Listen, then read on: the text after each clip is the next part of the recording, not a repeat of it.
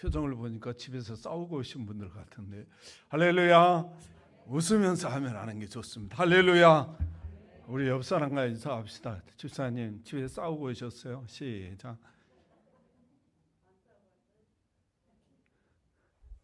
표정이 그냥 아멘 하는 게 꼭 땡감 드시고 아멘 한 것 같은 그렇게 하시는데, 다시 한번 해보겠습니다. 할렐루야. 예, 그렇게 웃으면서 하시기를 주님의 이름으로 축복합니다. 웃으면 복이 온대요, 나간대요? 예, 온다니까 악착같이 해야 됩니다. 안 온다는 걸 악착같이 하는 사람, 그 사람은 항상 어떤 말하고 사나, 나는 내 인생이 이래 이러면서 사는 사람이에요. 그러므로 항상 웃으면서 사시기를 주님의 이름으로 축원합니다. 할렐루야. 자, 여기 한번 봐보세요. 오늘 본문에 보면 이런 내용이에요. 지금 이제 여호수아서를 시리즈로 살펴볼 건데요. 이런 1장은 지난 시간에 봤잖아요. 2장에 오면 이런 내용이에요. 지금 모세가 이스라엘 백성들을 이끌고 광야 그 애굽에서 해방된 거죠. 출애굽을 한 거예요. 출애굽해 가지고 지금 출애굽을 하려고 할 때 모세가 이스라엘 백성들을 설득했던 내용이 있어요. 그게 뭐냐면 적과 꿀이 흐르는 가나안 땅을 준다는 거예요.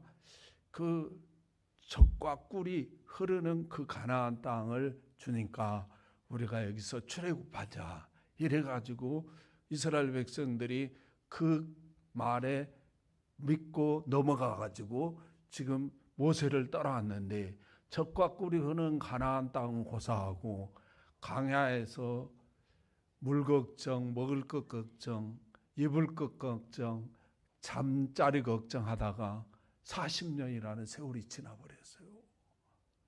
그러니까 이쯤 되면 이제 우리는 어떤 생각을 하면 속았구나, 속았구나, 모세 이놈 새끼한테 속았구나 이래야 되거든요.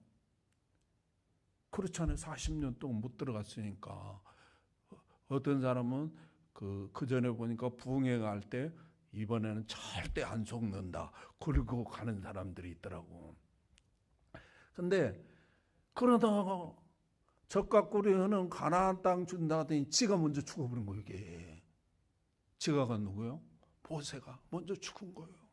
그러니까 이스라엘 백성들 입장에서 보면 지금 이 삶의 터전이 잡히지 않는 광야잖아요. 광야란 말은 사람이 살 수 없는 땅이라고 말이에요. 천박한 땅이라는 거예요. 그러니 얼마나 미래가 불투명하고, 야, 이 자식들 어떻게 미겨 살릴 건가, 이 별 걱정을 다 하잖아요. 그러다가 그래도 뭐 지도자는 세워야 되잖아요. 그래가지고 이 여호수아라는 이 젊은 지도자를 세운 거예요. 그랬더니요, 이 여호수아가 어느 날 두 사람을 부른 거예요. 지금 말하면 집사죠. 두 집사를 불러요. 그래서 불러가지고 뭐라고 하나 이래 봤더니 오늘 1장 내용에 보니까 2장 1절의 내용에 보니까 여리고성에 가서 정탐하라는 거예요. 다시 다른 말로 표현하면 지금 여호수아가 여러분들을 불러가지고 저 북한 땅에 간첩으로 갔다 오라는, 간첩으로. 그런데요, 여러분 생각해보세요. 북한 땅은 굉장히 넓으니까 어디에 숨어도 몰라. 근데 이 여리고성이라는 성은요, 어떤 성이냐면 사람들이 평상시에는 밖에 나가서 농사 짓고 막 일하고 이렇게 살아요. 그래서 이 사시에 들어가고 사는 데가 어디냐면 이 여리고성이 뭐 이 진접만큼 이렇게 넓다 그런 뜻이 아니에요. 그러므로 이 안에 있는 사람들은 다 알아. 저는 시골에 살았는데요. 시골에 막 그 한 학구 하면 보통 네가 한 5개, 6개 돼요. 거의 한 학교를 다니는 거예요. 근데 그 네 안에 마을이 이제 막 10개, 20개 이렇게 되잖아요. 그래도요, 딱 보면 저놈은 누새끼 아들, 저놈은 누딸 다 알아, 다 알아. 그 넓은 땅에서도. 근데 그 여리고성 좁은 땅에서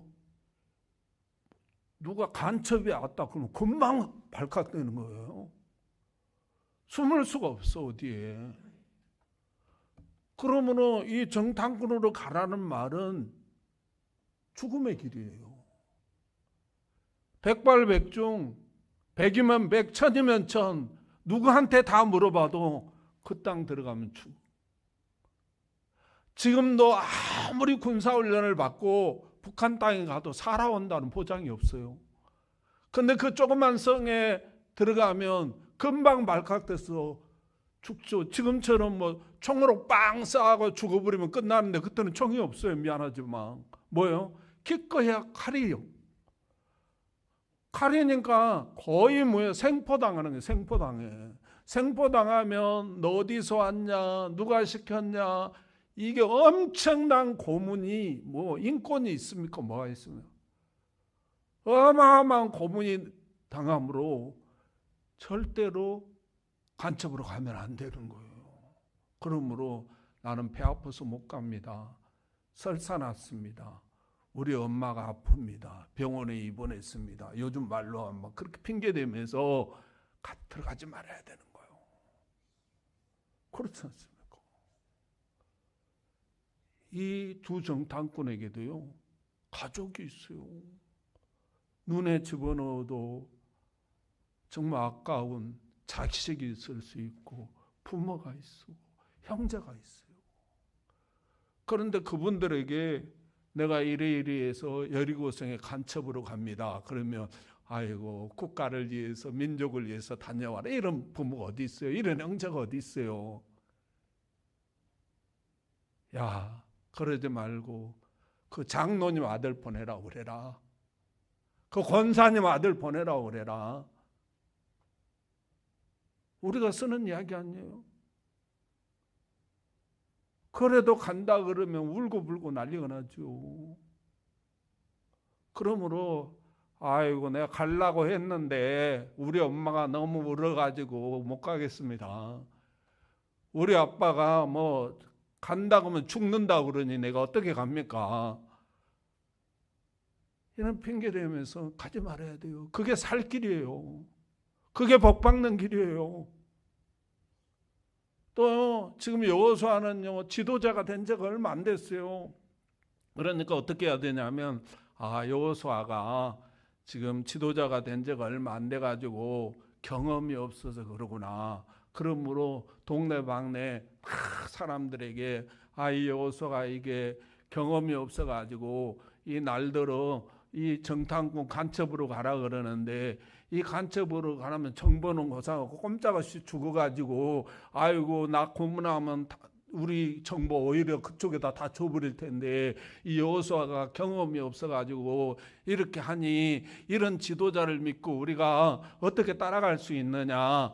이게 이 판단 미스하는 이런 지도자를 어떻게 우리가 믿고 따를 수 있냐. 그러므로 지도자를 우리 바꾸자. 이런 여론 조성을 해야 돼. 그래가지고 한국교회 담임 목사 바꾼 교회가 얼마나 많이 있습니까?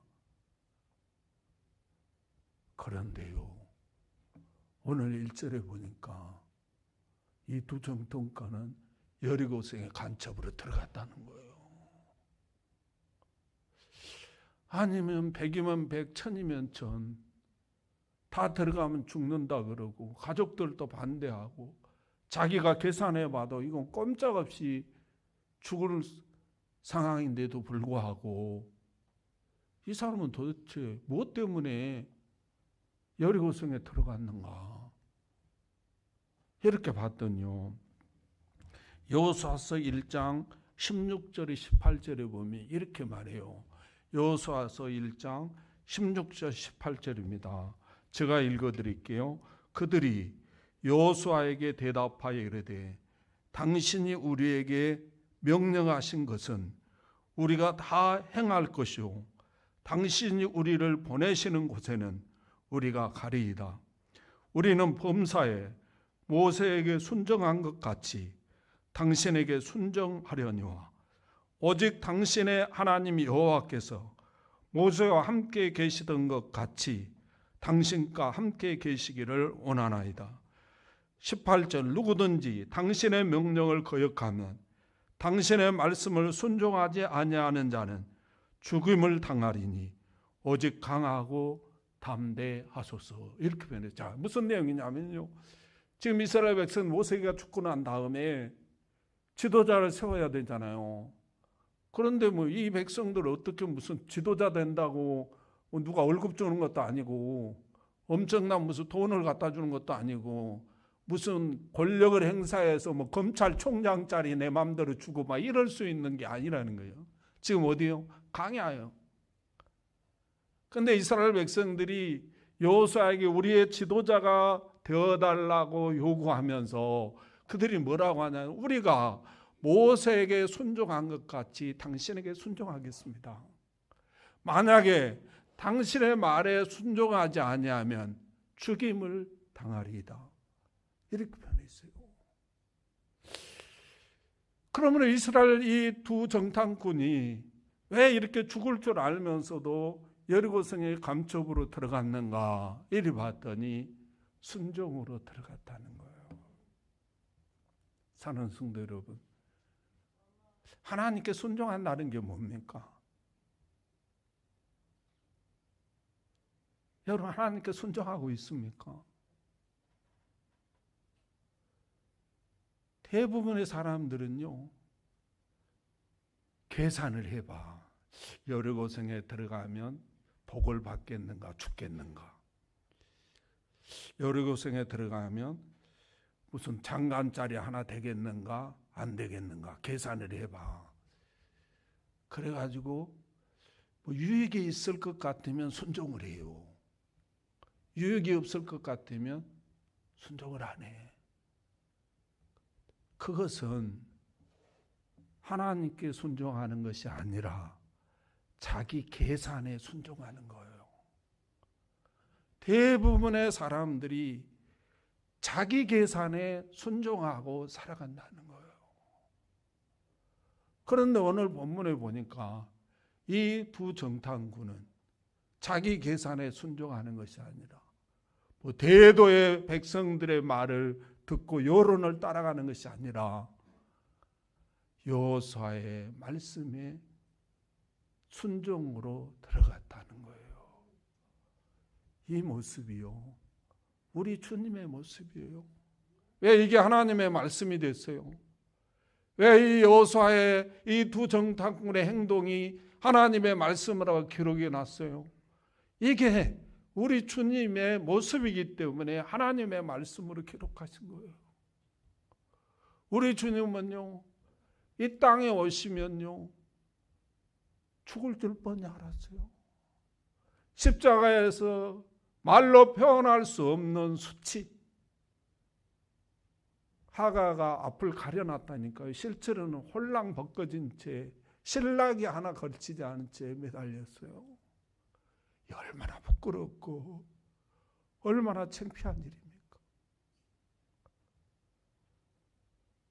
그 십자가에서 못이 박혀가지고요, 그냥 장성택인가 뭐 그 차처럼 그냥 뭐 대포 같은 걸로 빵 쌓아가지고 가버리면 그냥 잊어버리잖아요.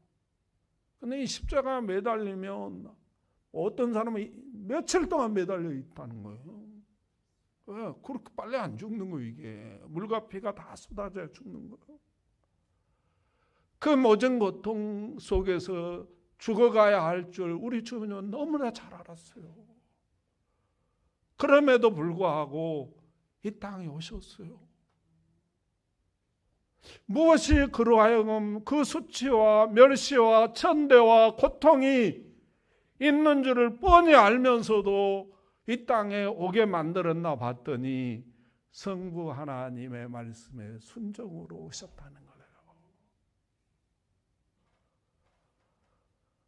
그런데 우리 주님이요, 이 땅의 그리스도인들을 이렇게 보니까 다 자기 계산에 순종해 살아가고 입은 막 찢어져 가지고 찬양은 멋들어지게 잘하고 기도는 멋들어지게 잘하고 말은 멋들어지게 하는데 내까마 이렇게 속을 내다보니까 다 자기 계산에 순종하고 사는 거예요. 그런데 우리 주님은요, 사무엘상 15장에 가면요, 사무엘을 통해서 이렇게 말해요. 야, 순종이 제사보다 낫다, 이렇게 표현해요. 아멜렉과 전투 속에서요, 이 하나님의 사무엘을 통해서 모든 동물들을 다 죽이라고 그랬어요. 근데 백성들이 가만히 보니까 아이고 굶어 죽는 사람도 많고 이 좋은 것들에 그냥 다 죽이냐고, 살려서 그냥 가난한 사람 도와주고 배고픈 사람 먹게 해주고 이래야지. 백성들 난리 난 거예요. 또 특별히 고관들, 장수들 막 이런 사람들이 보니까 막 쿠데타 일어날 것 같아요. 그래서 그럼 좋은 거 살려라, 이렇게 된 거예요.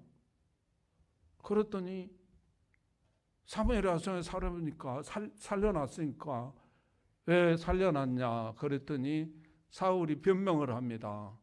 하나님께 제사 드리려고 좋은 거 살려놨다. 그러니까 하나님 사무엘을 통해서 뭐라고 그러냐 하면 순종이 제사보다 낫단다. 순종하지 않는 제사는 의미가 없다.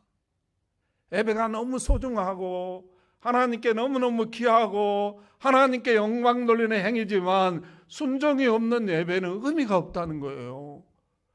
그러므로 사랑하는 성도 여러분, 그렇게 했는데도 불구하고 요즘 이 나라 이 백성의 많은 그리스도인들 이렇게 보니까 다 하나님의 말씀에 순종해 사는 것이 아니라 자기 계산에 순종해 살고 자기 사상에 순종해 살고 자기 철학에 순종해 살아요. 민주당이 좋은 사람은 민주당이 잘했든 못했든 무조건 잘했대요. 그래가 뒤집어 씌우는 게 뭐냐? 탄압이라는, 보복이라. 박근혜 씨도 보복했다 그러고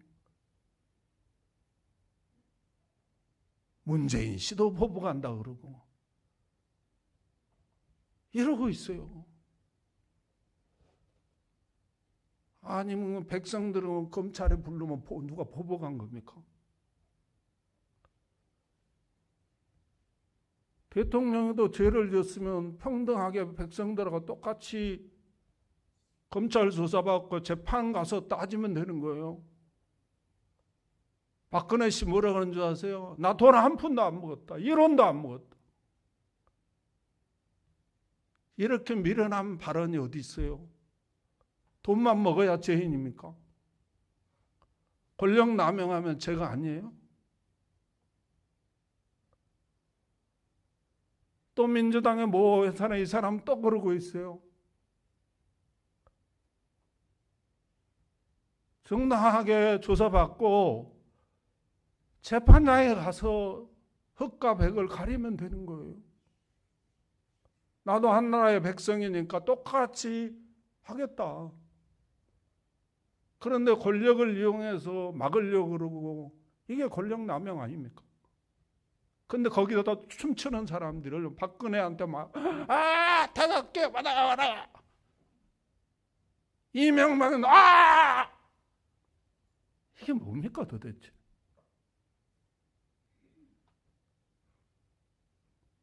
사랑하는 성도 여러분, 우리는 항상 하나님 앞에 평등하게 살아야 된다는 사실을 믿으시기를 주님의 이름으로 축복합니다. 그래가지고 이놈의 잣대가 자기 주관이에요. 자기 계산이에요. 그래가지고 자기 잣대, 자기 계산에 순종하고 사는 거예요. 그런데 오늘 정탐꾼을 보니까 자기 계산에 순종하는 것이 아니라 자기 사상에 순종하는 것이 아니라 자기 철학에 순종하는 것이 아니라 여호수아를 통해서 주시는 하나님의 말씀에 순종해서 100이면 100, 1000이면 1000, 거기 가면 다 죽고 생포당하고 망한다 그래도 그 순종으로 여리고성을 들어가는 거예요. 이 모습을 우리 주님이 보시고요. 그 여리고성 적지, 그 조그만 성 안에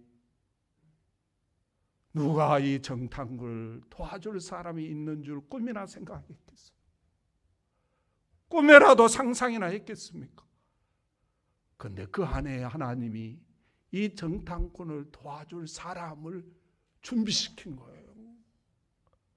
그래가지고요, 이 친구 기생나합이잖아요.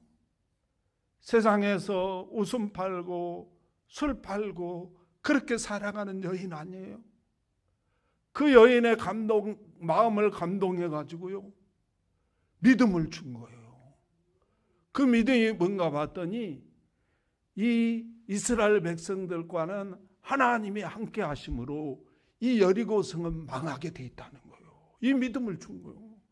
그럼 살려면 어떻게 해야 되느냐? 이 정탐꾼을 도와줘야 된다. 내가 살고 우리의 가족이 살기 위해서는 이 정탐꾼을 도와줘야 산다는 이 믿음을 하나님이 주신 거예요.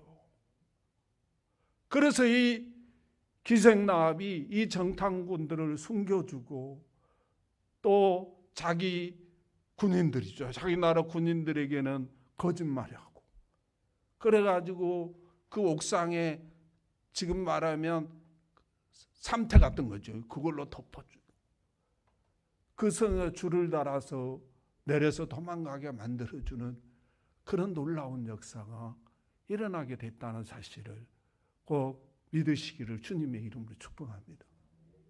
이로 말미암아 이 정탐꾼들은 여호수아에게 하나님께 인정받게 되고 이스라엘 백성들에게도 인정받게 되고 그래서 여호수아 정권 안에서 요직을 차지하는 놀라운 역사가 일어나게 되고 이들을 통해서 여리고성을 함락시켰다고 하는 그러한 놀라운 대접을 받는 사람이 되었습니다.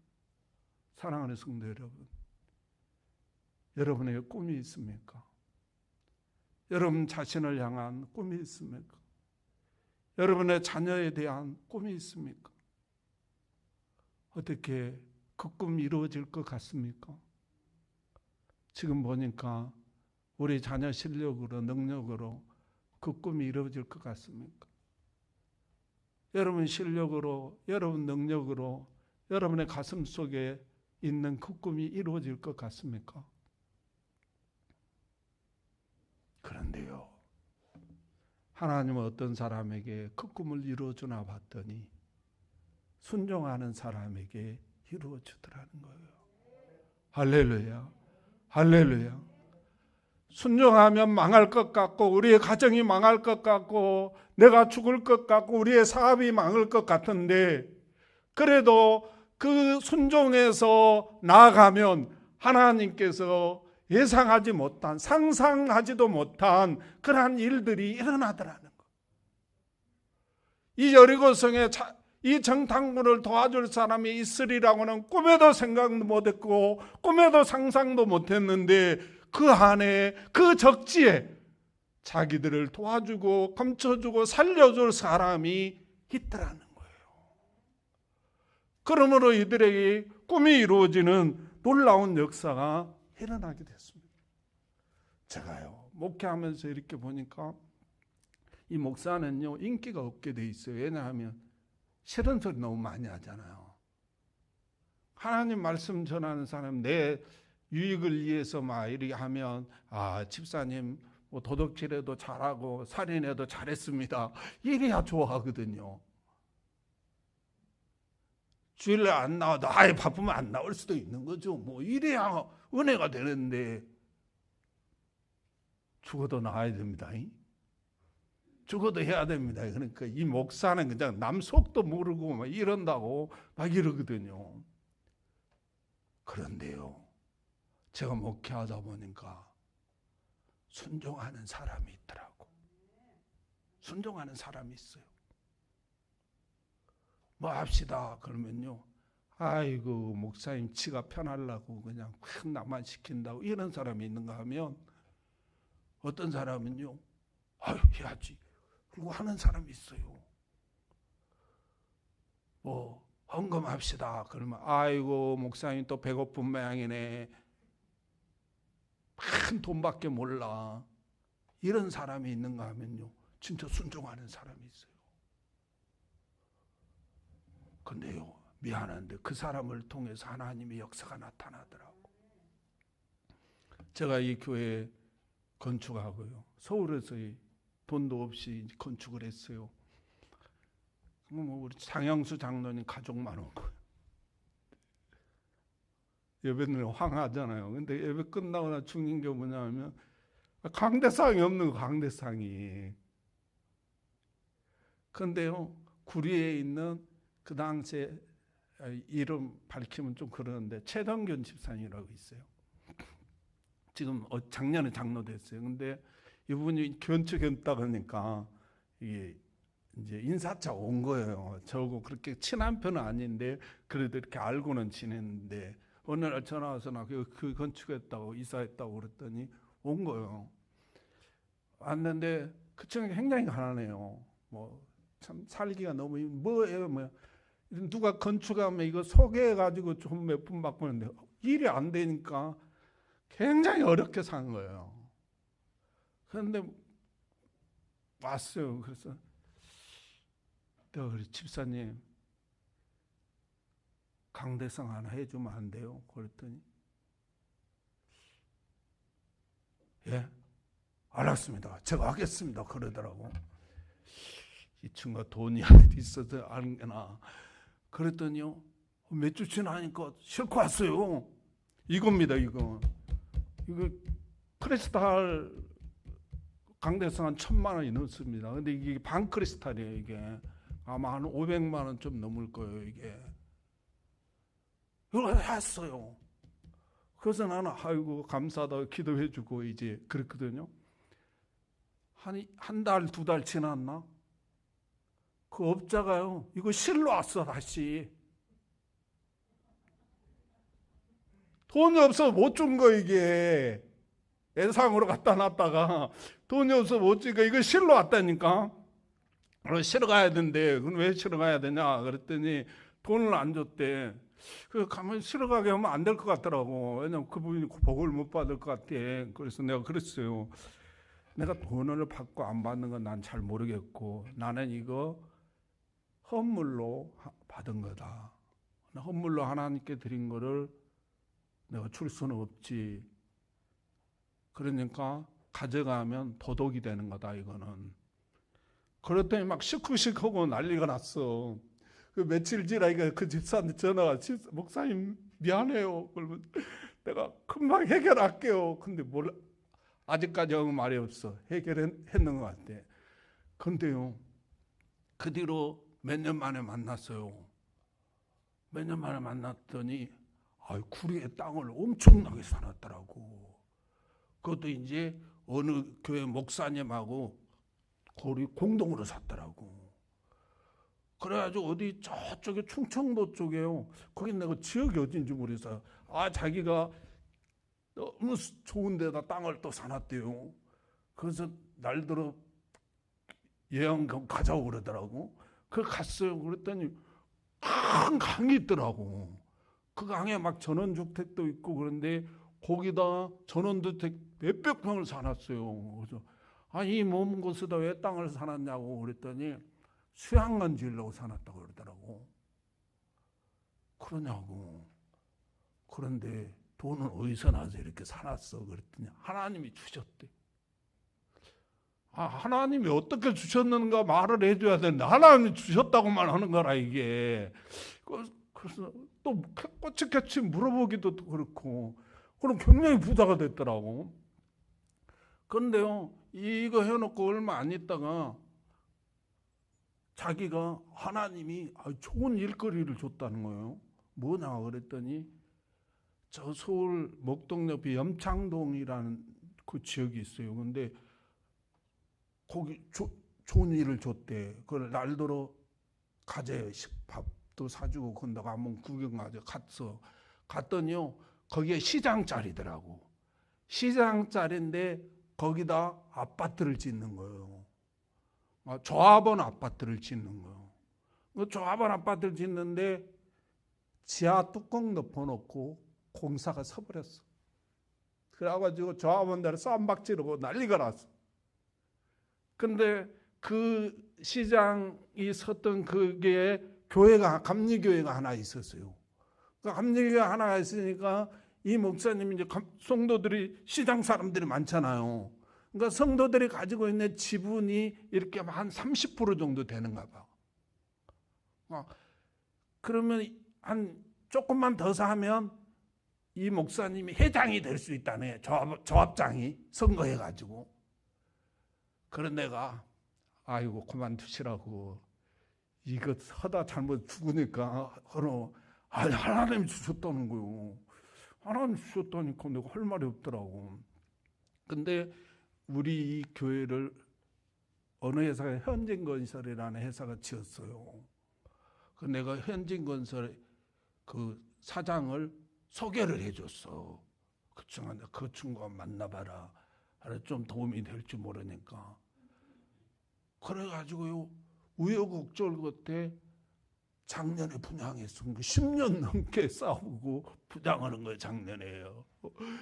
그런데 작년에 집값이 엄청나게 폭등을 했잖아요. 그래 이 친구가 어마어마한 부자가 됐어요. 근데 내가 그랬어요. 우리 교회 짓고요 현진건설에 돈을 다 못 줬어요. 돈이 없어가지고. 내가 그 현진건설 거기 소개해 줬으니까 이제 돈 받지 말아라 그래라 그랬어요. 근데 그대로 아무 말이 없어. 2억인가 2억 5천인가 덜 줬는데 그냥 그대로 아무 말이 없어. 하여튼 건설회사도 돈을 엄청 벌고 그 친구도 엄청 벌어가지고 가부가 됐어요. 사는 성도들은. 그래가지고 작년 가을에 장로 임책 받았어요. 그래가지고 저한테 초대장 왔더라고. 가서 축하해 줬어요. 사랑하는 성도 여러분, 똑같은 말을 하는데요 순종하는 사람들이 있더라고. 근데 그 사람이 뭐죠? 돈 낳고 줄 수 있는 환경이 아니었잖아요. 그런데 그냥 거기다 돈 준다고 여기 갖다 놓으라고 해가지고 여기다 갖다 놓으니까 가져가지를 못한 거예요. 그래가지고 하나님의 놀라운 축복을 경험했어요. 그러더라고요. 만나고 내가 목사님 내 강대상이요 돈 없나 사줬더니 하나님 그걸 기뻐 받으셔가지고 자기를 부자로 만들어줬다고 그러더라고. 사랑하는 성도 여러분, 여러분의 가슴에 있는 꿈, 여러분들의 자녀를 향한 꿈, 그 여러분 계산으로는 안 나오잖아요. 그러나 하나님 말씀에 순종하면 하나님이 이루어 주실 줄로 믿습니다. 기도하겠습니다. 하나님 감사합니다.